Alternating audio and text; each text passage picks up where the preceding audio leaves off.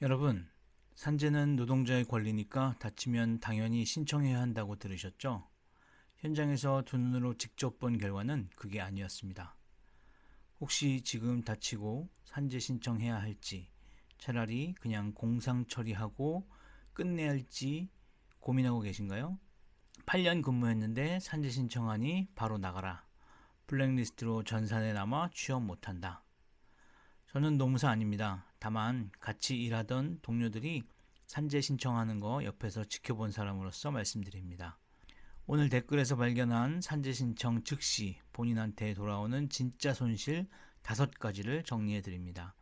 보험료 오르네 마네 그런 얘기 말고요. 5번째가 진짜 무섭습니다. 산재 신청은 당장에 보상받으려고 앞으로 일할 길을 거는 결정이거든요. 다친 후에 후회 안 하시려면 끝까지 보세요. 많은 분들이 이렇게 생각하세요. 산재는 신청만 하면 받는 거 아니냐? 그런데 평균 인정률은 약 50%대입니다. 인정받기까지 평균 3개월에서 6개월 정도 걸려요. 그동안 무수입은 본인이 감당해야 합니다. 24살 딸이 의류 파트타임 일하다가 퇴사 후 무릎 연골판 손상 수술, 업무상 질병으로 산재 가능한가? 병원에서 퇴행성이라 산재 안 될 거라고. 여기서 보통 다들 이렇게 말씀하시잖아요. 노무사 통하면 다 된다. 일부 케이스는 가능합니다. 그러나 평균 절반은 거부되고 그동안 무수입은 본인이 감당하시라는 거 잊지 마세요. 확인하세요. 본인 부상이 첫째, 퇴사 후 1주 이상 지나서 발견. 둘째, 원래 아프던 부위. 셋째, 진단서에 퇴행성 또는 만성 하나라도 해당되면 신청 신중하게 생각하셔야 합니다. 여러분, 회사가 왜 산재를 그렇게 막을까요? 회사 입장에서는 마치 자동차 보험금 한번 신청했더니 보험료가 오중으로 뛰는 거랑 비슷해요. 산재박사 TV에서 보험료 인상은 특정 조건일 때만 오른다고 정확히 짚어줍니다. 건설업 60억 이상, 직원 30명 이상 이런 회사들로만 보험료가 올라요. 그 말 다 맞습니다. 그런데 보험료 빼고 다른 페널티는 거의 모든 회사가 즉시 당해요. 이게 함정입니다. 한 시청자분이 정확히 짚어주셨습니다.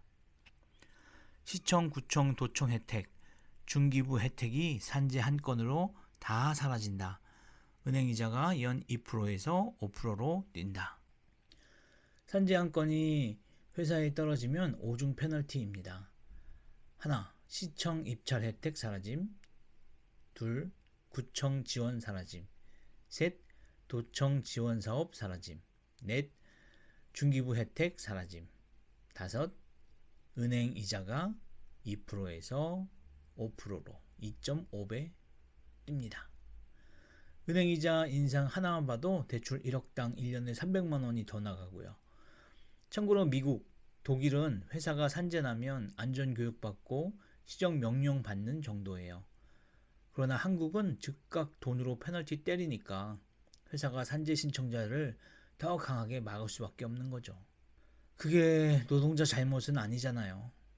맞습니다. 다만 회사가 왜 그러는지 알면 사장 행동이 미리 예상되고 대응도 할 수 있어요. 모르고 신청하면 그냥 압박만 당합니다. 산재 받으면 휴업급여 70% 준다는 말 들어보셨죠? 그 70%가 진짜 70%가 아닙니다. 저도 처음에 그렇게 알았어요. 같이 일하던 동료가 일당 25만 원 받던 일용직이라 산재 70% 받으면 17만 5천 원 정도 받는 줄 알았어요. 아닙니다. 바른길 노무사 영상에서 평균 임금이 모든 산재 보험금의 기준이라고 정확히 알려주고 있더라고요. 근데 그 평균 임금이 어떻게 계산되는지가 함정이에요. 한 시청자가 직접 계산한 댓글이 있어요. 일당 25만원, 통상임금으로 환산하면서 73%로 줄어들어 평균임금 18만 2,500원. 거기서 휴업급여 70% 곱하면 실제로 받는 돈이 12만 7,750원. 여러분, 일당의 51%만 받는 겁니다. 일당 30만 원이면 약 15만 3천 원, 일당이 20만 원이면 약 10만 2천 원. 절반 가까이 못 받는 거예요.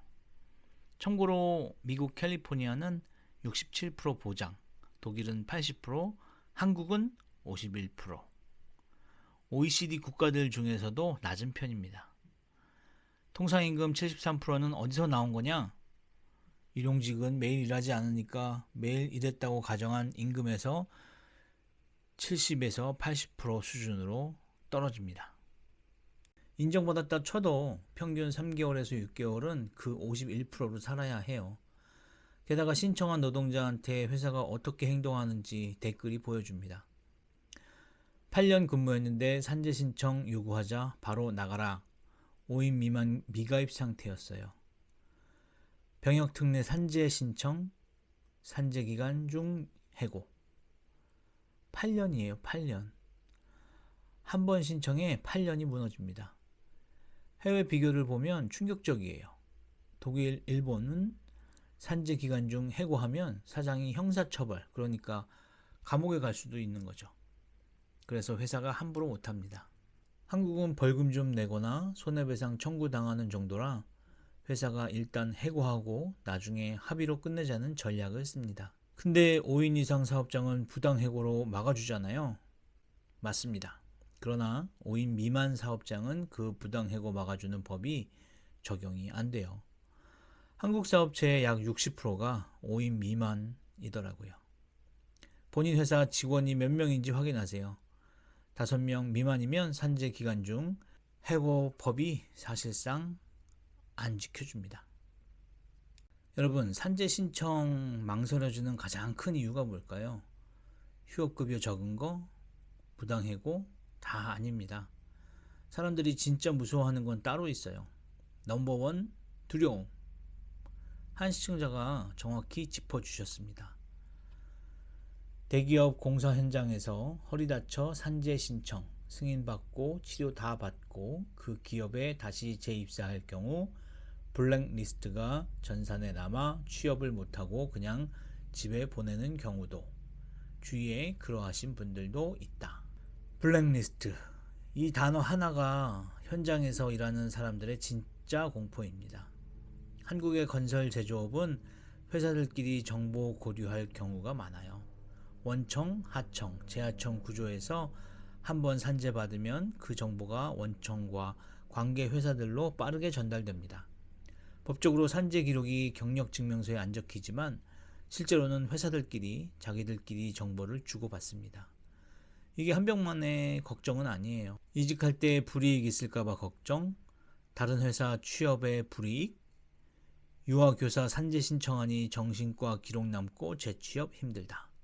현장직만의 문제가 아니라 모든 직군에서 똑같이 겪고 있어요. 한 댓글에는 회사 반장이 이런 말을 했다고 적혀 있어요. 산재 받으면 네가 어느 회사 가든 불이익이 생긴다. 이게 현장에서 오래 일하신 분들이 진짜 들려주는 이야기입니다. 자, 해외는 어떨까요? 미국은 장애인법, 유전정보법 같은 법들로 예전 부상 이력을 가지고 채용을 차별화하는 것을 강력하게 막습니다. 독일은 EU 개인정보보호법으로 보호, 한국은 이렇게 확실히 막아주는 법은 약합니다. 법적으로 블랙리스트 운영은 불법 아닌가요? 맞습니다. 직업안정법으로 처벌받게 되어 있어요. 그런데 적발이 어려워요. 회사들이 정보를 블랙리스트로 명시 안 하고 그냥 면접에서 떨어뜨리면 끝이거든요. 법은 있지만 현실에서 보호는 약합니다. 산재 기록은 어디에 남나? 경력 증명서엔 안 남아요. 그러나 건강보험, 산재보험 같은 데는 기록이 남고 같은 업종 회사들끼리는 정보 공유로 흐릅니다. 다시 한번 말씀드릴게요. 산재 신청은 당장에 보상받으려고 앞으로 일할 길을 거는 결정입니다. 한 분야에서 오래 일하신 분들일수록 이 손실이 더 큽니다. 다른 회사로 갈 길이 막히니까요. 산재 신청 결정 전에 다음 3가지를 꼭 체크하세요. 첫째, 부상이 산재 인정받을 가능성, 인정률 검토. 둘째, 휴업급여 51%로 회복 기간 동안 버틸 수 있는 자금. 셋째, 다른 업종이나 직무로 이직이 가능한지. 3가지 중에 하나라도 부족하면 산재 신청은 신중하게 생각하셔야 됩니다. 자, 오늘 5가지 정리했습니다. 인정 어려움, 회사 오중 페널티, 휴업급여 51%, 회복 중 부당해고, 그리고 블랙리스트. 자, 이 5가지가 다 한 가지를 가리킵니다. 산재는 노동자 권리니까 다치면 당연히 신청해야 한다. 그 말의 진짜 의미를 이제 아실 거예요. 진짜 권리 행사는 알고 결정하시는 겁니다. 다친 후에 산재로 싸우는 것보다 처음부터 안 다칠 환경을 만드는 게 훨씬 빠르고 확실합니다. 참고로 산재 신청에서 가장 많은 게 근골격계 부상이에요. 그 중에서도 허리. 지금 영상 끝까지 보신 분들 중에 허리 걱정되시는 분 많으실 겁니다. 같이 일하는 동료가 허리 다치는 거 보면서 나도 언젠가는 그런 생각 한 번쯤 해보셨잖아요. 다친 후에 산재로 싸우는 거 말고 처음부터 안 다칠 환경을 만드는 게 최선이겠죠. 현장에서 일하는 사람의 허리가 어떻게 안 망가질 수 있는지 궁금하시면 영상 끝나기 전에 카드 누르고 가세요. 끝까지 봐주셔서 정말 감사합니다.